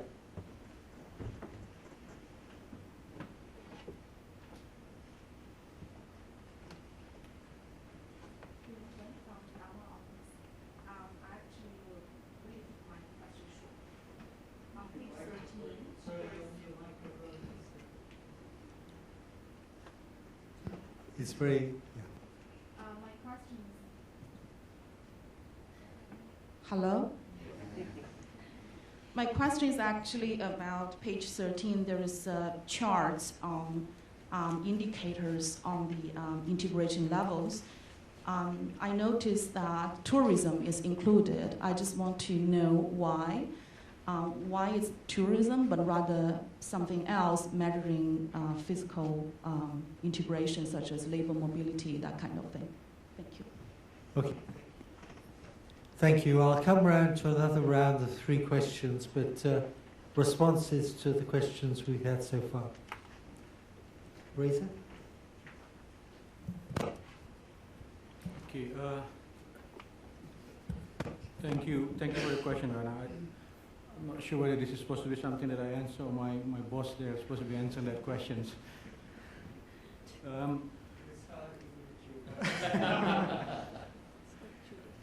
I think one thing that we at AMRO is basically trying to understand is the fact of anything about the market right now is actually coming from the integrations, right? I mean, you look at the banking, you look at the trade, and to me, again, this is my personal views. I would coin again the force that is going to be market, and you see actually. I mean, if you just plot the exchange rate of some of the currencies of these markets, there are increasing co-movements within them, without any pure policy push. I think every single one of us claim that we have a basket of currencies, but if you look at again the movement of this basket of currency, you start see the tendency that it moves together. So my personal claim on this one is that you don't have to go to any type of official commitment, but I think the fact that the banking is integrated, our banking becoming so much more integrated, we are no longer having a national bank, it is actually regional banks. Production line is also integrated.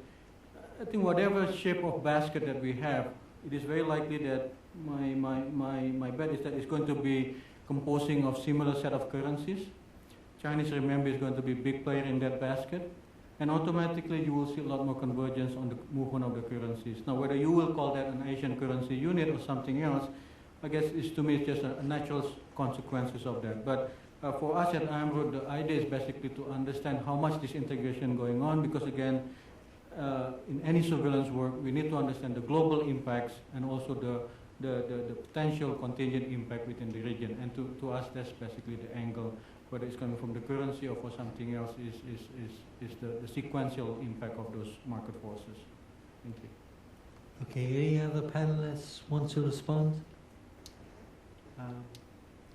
Let's open the floor for 3 more questions. I think we can fit it. In the middle.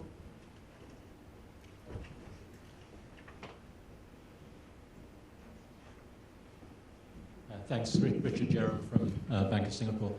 I think rather than the answer to your question being yes, a rather more sensible answer I think would be, of course, regional integration is increasing. Because if you run a gravity model, then per capita income is one of the strongest factors driving measures of integration.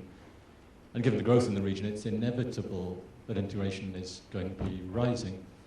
So I think it would be interesting to ask why, whether integration's been growing faster than you would have expected given the economic growth in the region, and that would lead to the questions of whether the institution building of, say, ASEAN regional integration or the China-ASEAN trade agreement have been contributing, whether it really purely is a market issue. And as Manu said, maybe looking at the corporate behaviour might give some clues, and maybe it's a bit too politically sensitive for you to have an answer, but I think it would be an interesting dimension to look at.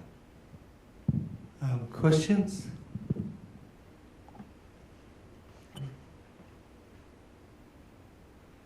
Yeah. Question at the back?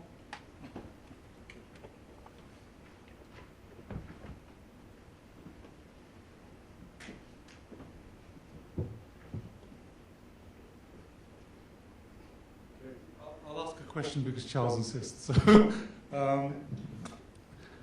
I guess going back to the question, should Asia integrate or is Asia integrating, I'd like to actually flag some of the, I guess, the risks to that, both the should and will they.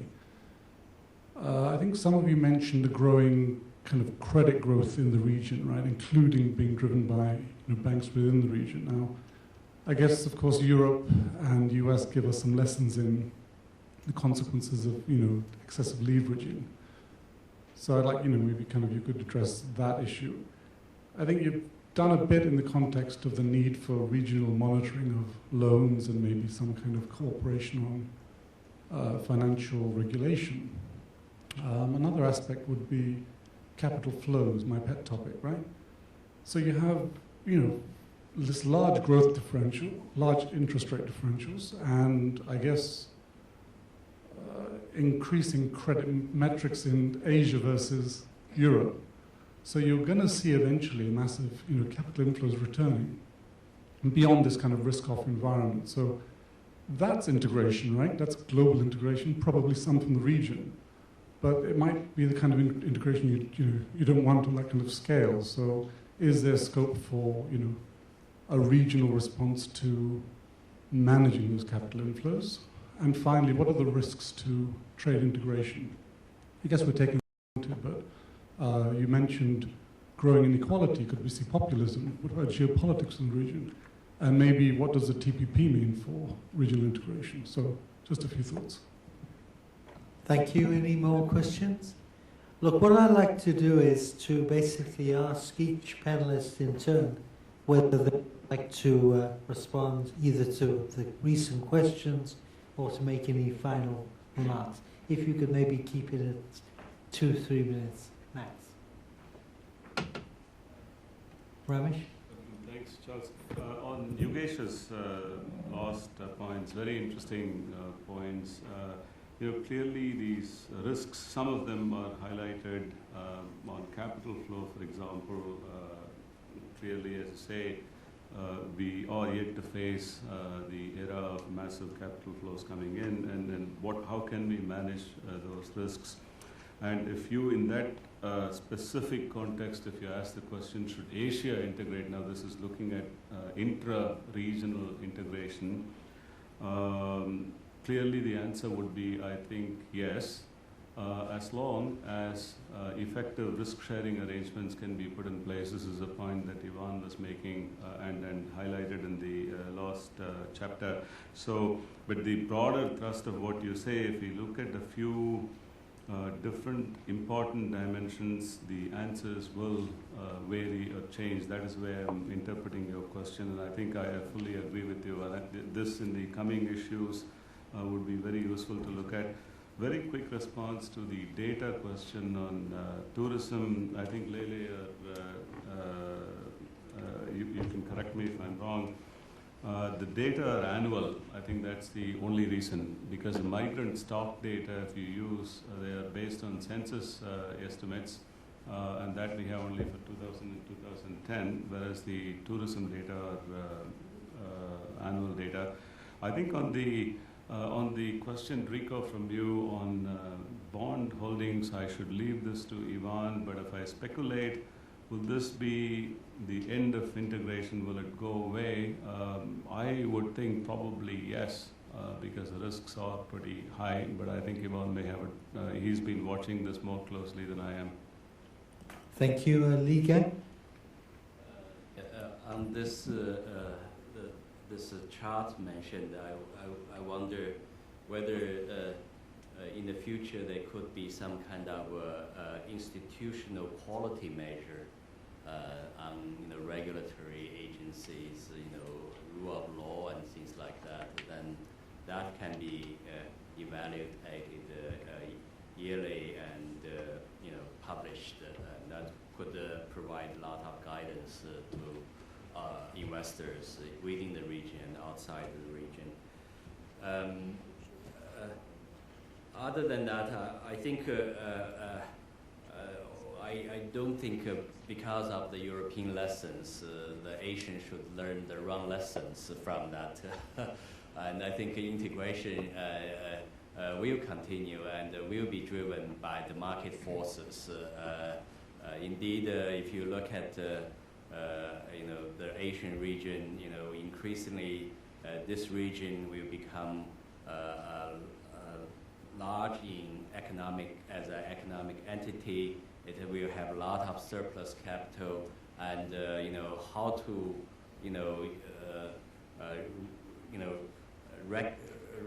recognize the new status of the Asian region. That will be carefully thought out. Just using some simple projections going forward by end of this decade, perhaps the Asian Pacific region could be the largest economic community in the world. So in that sense, I think if there's no institution to manage this integration, the market basically will take it over. Then, as Lily mentioned, that without certain management, the integration could create a crisis within the region and a more potential economic and political conflicts as well. Thank you. If we could, Manny. Thank you. Just three quick responses. One to Richard Jerem's point about per capita income and the inevitability of integration increasing. I think that's precisely correct. I think there are a lot of bottom-up forces that are pushing integration now. It's not just a function of top-down initiatives like AFTA or the AEC. For instance, it's not a coincidence that almost simultaneously so many banks and other kinds of companies in ASEAN are trying to take stakes in each other. CIMB has become a truly regional bank now. Maybank, DBS are trying to follow suit. It's also evident in today's newspapers where there's a takeover bid for one of the largest companies in Singapore by a Thai food and beverage company. And last year, a small port operations company in Singapore, the bid was by a Filipino company. And these are all very new developments. This didn't used to happen before. So I think the bottom-up forces are really becoming quite powerful. Second point I want to pick up on is Reza's point about intra-regional trade being a shock absorber. And it would be interesting to dig deeper into this and find out what actually helped inter-regional trade become a shock absorber. My suspicion is it had a lot to do, not so much with inter-regional trade dynamics, but with China's very forceful policy response. But if you look at what implications China's policy response had for trade, what you find is the increment in Chinese demand for external goods was principally in commodities and in capital goods. And in case of commodities, it benefited obviously Indonesia and a couple other countries. And in terms of capital goods, it really benefited more Korea, Japan, Germany, and the US, rather than Asian countries per se. And finally, Yogesh's point on the risks to trade integration, I think this is very important. I think some of the recent developments, say in Indonesia, where populism is driving some policy changes, and some of the hostility expressed to, say, Malaysian takeovers of banks and telcos, I think is certainly something we should watch. Thank you. Thank you, Manu. Reza? Thank you, Charles. Again, I strongly believe that this is going to be market forces, right? And one of the comments from the floor indicated quite interesting point in terms of the usage of gravity models, for instance. I mean, if you look at the banking movements, loan movement of global bank prior to 1997, or if you look at the story of Japanese banks in the early stages of the expansion, it is always trade-driven, right? The expansion of Japanese FDI, the expansion of Japanese trade, actually brought along also the banking expansion. And you start seeing also the story of Malaysian banks to Vietnam to Cambodia, and also the Chinese banks. but more and more, if you look at post-1997, 2000, you start seeing also institutional aspect becoming critical. Distance is still critical, income still critical, but institutional aspect also become critical. Legal structures, political stability becoming a big issues in terms of where this bank is going to put their money in and where this trade is going to take place. So my point is this: these market forces will continue, but I think the shape and the form of these market forces will also influence many of the way this movement of capital and trade will take place. And come to the point when we look at, again, many of our economy, from China to the smaller ASEAN plus 3, at the end of the day, becoming more and more difficult to see what is domestic economy and what is external economy. I came from Indonesia, for instance. If I look at the banking system, I look at the corporates, where's domestic and where's global? In our banking system are local because by structure it is anything established in Indonesia is Indonesian bank, but ownership they are not. Same thing also a lot of the corporates. And if you go from Vietnam all the way to China, also we start seeing emergence of this. So I think market forces will continue to shape, and the only thing that we can do in terms of policy is just a pragmatic policy response. And I like to, again, share with you what the ASEAN plus 3 government has done is basically with the ERPD, the policy dialogue, is a quite example of this pragmatism in the sense that we need to get together, we cannot just do it alone, and this process will not get to continue. Thank you. Thanks, Reza. Lene? Thank you, Charles. I just have a 3 points. So one is, yes, the tourism, it's just a daily issue, so this is why we put tourism there. The second point is whether integration is, of course, will go ahead in the region or it will go ahead. I think it's not necessary, it's a natural process, because I give you data. Actually, you look at China. China, one of the very, very few countries, the share of China trading with other Asian countries has been declining. All the other countries have been increasing their trade with other Asian economies, but only China. Its share has declined in the past few years because China has expanded the whole trading partners and it's increased its trading with South American countries and Africa. So it's not necessary. So the region government has to do something. I think the second point I would like to make is about capital flows.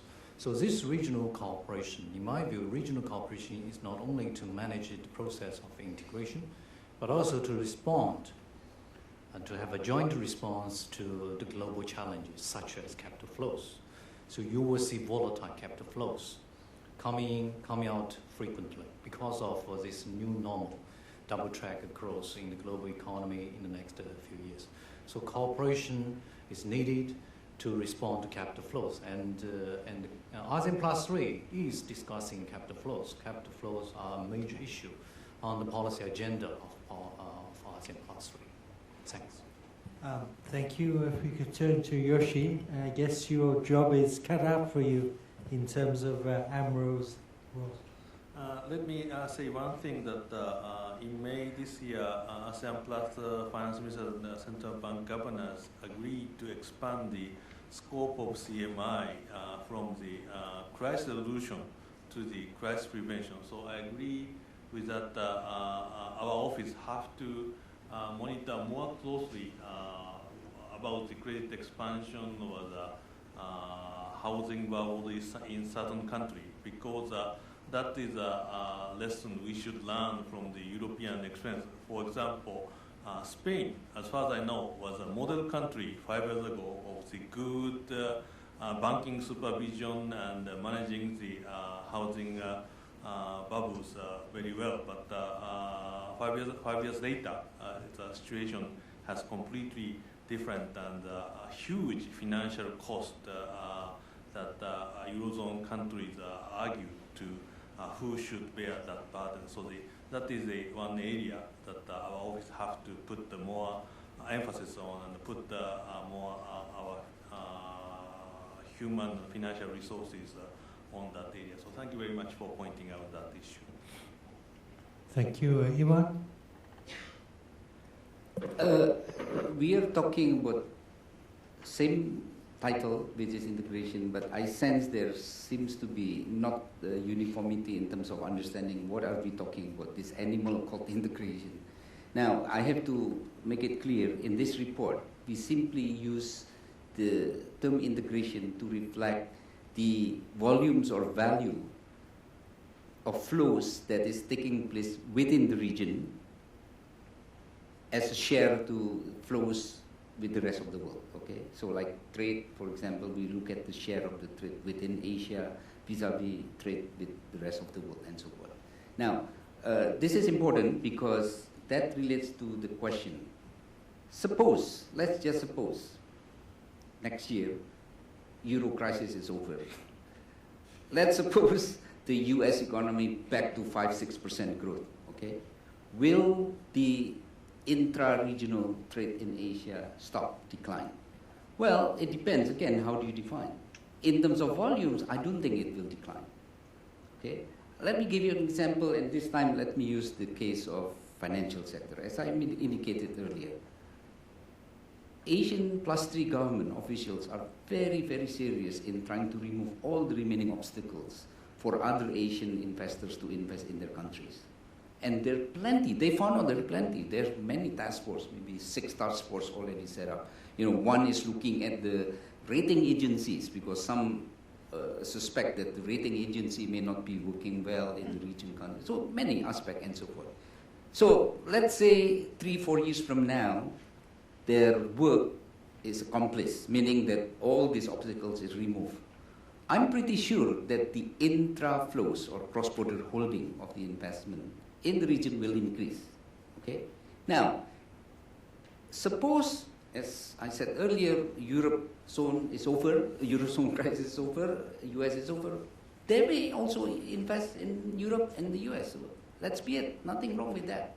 So maybe in terms of the share, yes, it may be not growing as fast as what is happening in the last 4 years after the Lehman collapse and so forth.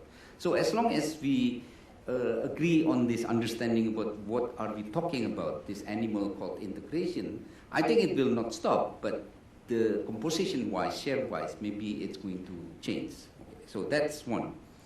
Now on the trade and inequality and so on, this is what I said at the last point of my presentation. Regional cooperation and integration is good, but it's not a substitute for a good national policies. When it comes to local national inequality, which is increasing across the board, by the way. Oh, I should mention another measure which is more scary, at least from my perspective, is increased polarization. In all 10 countries we are looking at, polarization is increasing. Talk to political scientists, they said Gini index inequality is nothing, it's not important. But polarization, that will create Arab Spring type, okay? So it's increasing. Now that cannot be resolved through regional cooperation, okay? Then that comes the national policy. That's why we are stressing very strongly here that regional integration and cooperation is very important, but it's not a substitute for good national policies. So let me end by, again, thanks Mutosang and also colleagues in AMRO for hosting this session. And basically, if there is one sentence message that we are trying to say here is that regional integration in Asia has been increasing and it will continue to increase, but because there are risks of this increased integration, it is important for regional government in Asia to cooperate to minimize and manage this risk. Thank you very much. Thank you very much. So I think we'll have to bring this interesting discussion to a close. I think we'll all be looking forward to the next issue of the new integration monitor. I'd like to thank the panelists. I'd like to thank the ADB. I'd like to thank AMRO. And I think we should also thank the Monetary Authority of Singapore, whose lecture theatre we're using for this site. And thank you to the participants. Now, at this stage, we have tea, coffee, snacks available outside, and I believe there are still some copies of the integration monitor that can be picked up. But thanks to everybody for a very interesting series of ideas. Thank you.